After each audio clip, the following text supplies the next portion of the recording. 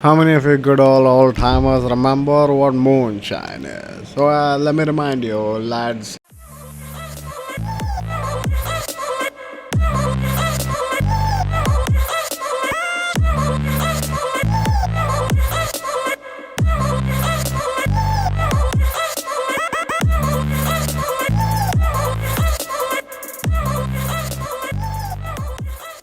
Moonshine, way back in the day, well, during the inhibition essentially, was illegal liquor. Illegal by whose standards? Well, illegal by the standards that the government after World War II wanted to impose strict taxes on liquor so it could recuperate the amount of money that it had lost. It was money thrown down the drain, and without a shadow of a doubt, it was money that they needed to recuperate. But what is the essence of moonshine itself? Well, check this out. The moonshine is high proof liquor that was and continues to be produced illicit. It is still banned, yet people make it so much and so often in the United States that they made a whole show out of it. A whole show on an illegal pretense or a sub pretense.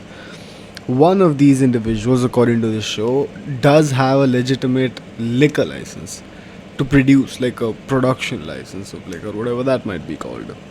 But the rest of these lads are pure lawbreakers. So they chose to go on the record for I don't know how these laws work. But the bottom line being that moonshiners have been around for a long time. And why do I say that they've been around? Is essentially whiskey. But moonshine purists define the spirit as homemade, unaged whiskey, marked by its clear color, corn based, and high alcohol content, sometimes peaking as high as 190 proof. Traditionally, it was produced in a homemade still and bottled in a mason jar. Now, these people, the episode that we're going to be looking at today, these people are essentially pros at this thing, and they have turned this into a competition called Master Distillers on Discovery. And I suppose Discovery is the one that comes up with these crazy concepts, and I love every bit of it. For the third and final distillation, the remaining contestants have brought ingredients from home to make their own unique Pachuga recipe to Check this flavor shit the out, dude. Mezcal Blanco and determine the next master distiller. So now these guys are going to be making Welcome back, mezcal. boys. We found a friend here, world-renowned Eric Rodriguez. And he is going to help us refine our skills to know what we're looking for. This guy goes, so what's we up? fairly He's a judge judge. you too. These two are contestants. This dude's an illegal dude. He's been doing illegal shit for a long time. I don't know about that guy. This guy for sure. This guy for sure. Because I've seen him do illegal stuff in the forest. We're gonna get to that episode. Look at this guy. Now you might be thinking that he's cooking a meal for people. The only thing he's doing is creating some kind of. Just a nice clean run and let it kind of go through the extract that I made instead of putting it into the pot and risking and scorching. Yeah, look at this We guy. put a lot of stuff in our stills to give it a little He's different putting flavor, chicken. make it the next big thing. But I've never put a chicken in a still pot. This is what happened is this animal's hanging in between the distill, and the mezcal started like boiling, so the animal cooked by steam and drips the fat, and that's what we want. The flavor of the fat. It seems to me like me and you need to hang a possum in our still pot. Oh, his first Y'all where you run. need to be. Times are getting shorter. Oh, check this out. He's tasting it with the spoon and whatnot. Guessing 130 or 140, 130 coming off that pot. So this is the technique, yo. They take that bottle and then they shake it. And then the amount of bubbles that burst in the first 10 seconds of you count, like you can count to 1 to 10, and the amount of bubbles that burst and disperse, the faster that is, the higher proof the liquor is. Apparently that is the process by which these guys figure out how much proof the liquor actually is without actually testing it with the equipment and figuring out the scientific way. This is supposed to be something that is passed down from generation to generation in illicit moonshine making. So I'm getting out of the hearts right now, so I'm really watching the drip. Get a little bit sweeter. So I'm probably gonna make that transition now.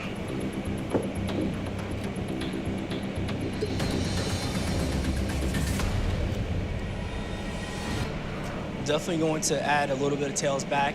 It just depends on the flavor of it. I really don't know what the tails are going to taste like.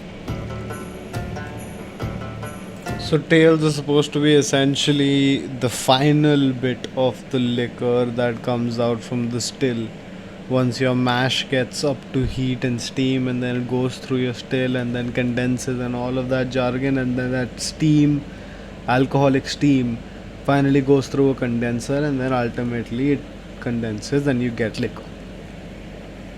Tail is the final bit of that condensed formula. So I believe it is supposed to be the harshest and stuff. You can't really sell it because it's not pure anymore. And then you add that to your next batch to make your next batch higher proof, because you're essentially adding more alcohol into the equation. So which makes sense. It's chemistry 101. He's not happy with that. He wanted a clear liquid. 1 minute, men. Here comes Jared.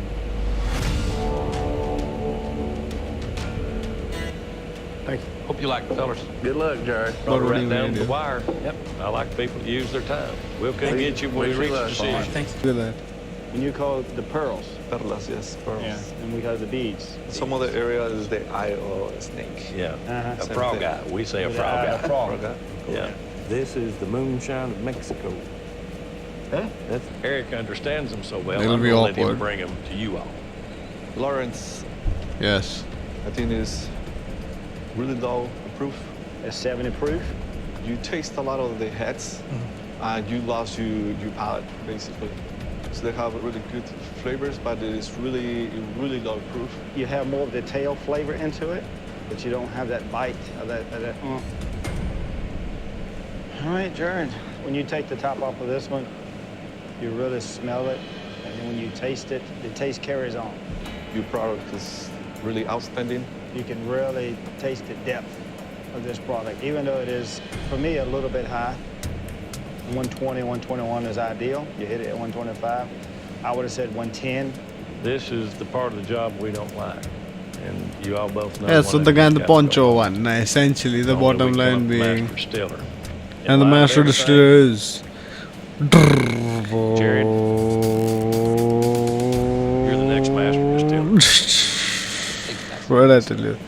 So this essentially, ladies and gentlemen, is the show in which they made this guy the master distiller. So now he won the competition in this aspect. Now there are many other shows.